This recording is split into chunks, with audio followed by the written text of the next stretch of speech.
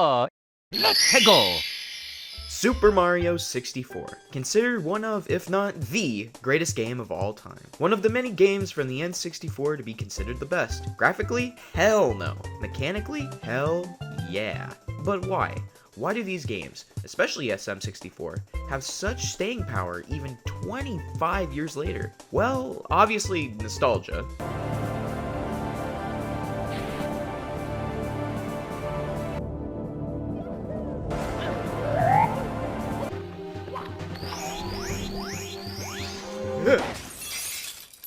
But also, these games are as broken as Mario and Peach's love life, and because of the overflow of jank, these games have found a new lease on life in the form of speedrunning. What is speedrunning? Wait, you don't know what speedrunning is? What are you, an idiot? Oh. Simply put, speedrunning is beating a game as fast as possible. And Super Mario 64 is the king of speedrunning, being the most popular game by a wide margin. There are 5 official categories that can be run for the game: 120, 70, 16, 1, and 0 star. 16 being the most popular by far due to its relative ease for beginners to get into if they are just starting out. Now, before you throw on your red cap and your XXL blue overalls to start your speedrunning journey, there are a couple of tips for plebs to keep in mind as you begin to lose thousands of hours of your life just to shave off fractions of a second for a children's video game. First things first, your movement will be dictated by long and dive jumps to keep Mario high on the crack he snorts before every run. Here we go! Before every star, you're going to want to immediately go into the ground pound animation to reduce lag from jumping to collect the star. If successful, Mario will fall right back down and the time saved will help you later in the run. If not, well...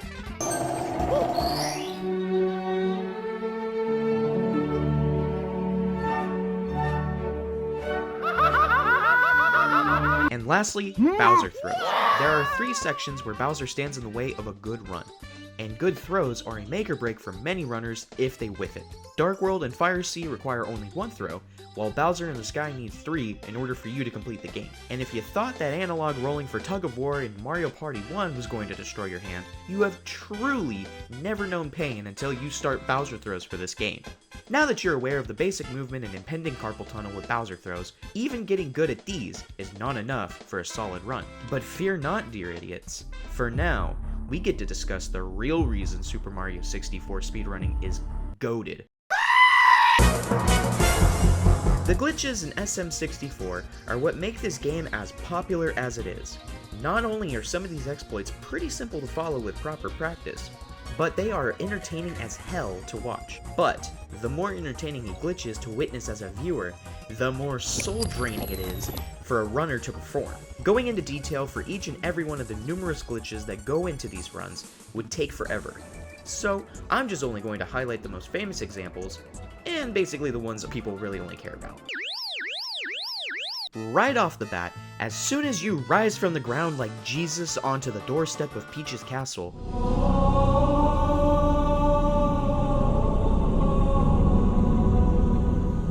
by hitting the furthest side of the bridge with a well-timed long jump, Mario can yeet himself past the little floating nerd with glasses and save 8 seconds. When you reach Bob-omb Battlefield, Shifting Sandlands, and if you're a Giga Chad, Rainbow Ride, the Bob-omb clip will come in handy for saving a lot of time. By picking up a Bob-omb, throwing him while jumping forward, and re-picking him back up before he explodes and looking like a fat Yoshi, the momentum you carry from the interrupted explosion will basically turn Mario into Michael Jackson as you moonwalk into the cage and throw the Bob-omb away to collect the star for B.O.B. As for SSL, it gets way more complicated.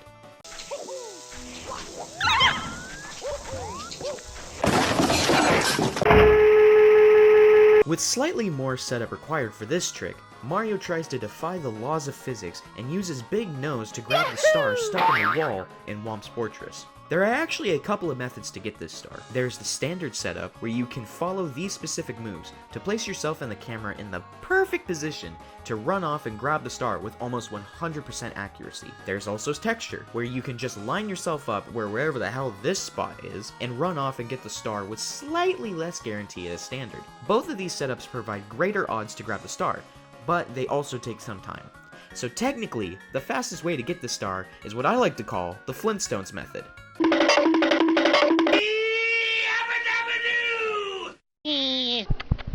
What's up, Doc? First, you gotta catch this little freak like. Get over here, you little son of a bitch! Once you wrangle up this wascally little wabbit, take him over to the door, drop him in the corner, get in between him and the door, then Bing bong! You're clipped into the door. But you aren't done with Mips just yet. Take him over to the second Bowser door, and gently, ever so slightly, Shove his face into the cold door of oblivion! and bam, you're in. But be careful not to lose Mips. We like to call that a Mizzy Oopsie.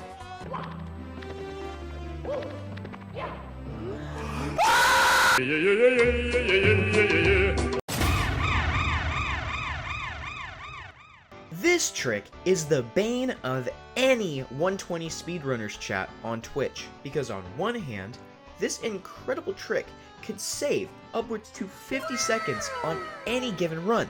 On the other hand, it's basically impossible.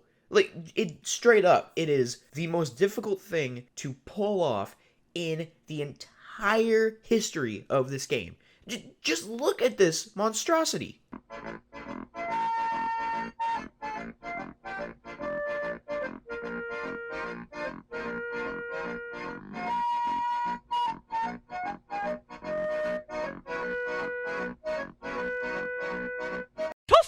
Yeah, there's a reason runners don't go for this. But try telling that to Twitch chat. It's but a scratch. A scratch? Your arm's off. No, it isn't. Well, what's that then? I've heard worse. You liar. Come on, you pansy. But all of these tricks are merely child's play compared to the true make it or break it of any Super Mario 64 speedrun. I am, of course, talking about BLJs. The most iconic speedrunning trick of all time, BLJs are the most important aspect for any runner to learn and perfect. By performing a long jump while pulling back on the analog stick against any slight obstruction and mashing the jump button, Mario embodies the power of God and anime on my side! Wait, From building up infinite speed, Mario can zoom through any door, world, or even the concept of infinity itself. The standard use for this trick is to get past the upstairs star door and the infinite staircase to get to the final Bowser. But this trick can be used everywhere. You got the LBLJ, the SBLJs, the OBLJ, the BBLJ, and the FSBLJ, and whatever the hell this BLJ is. So many B's and J's going around, I'm surprised there isn't a game mode where Mario doesn't offer BJs behind a BJs to LBJ. An age from where the zipper ends, round under my, back to my bunghole. Let's go! But for us filthy humans, if you're on the run of your goddamn life and it all comes down to BLJs, you're gonna go from feeling like to feeling like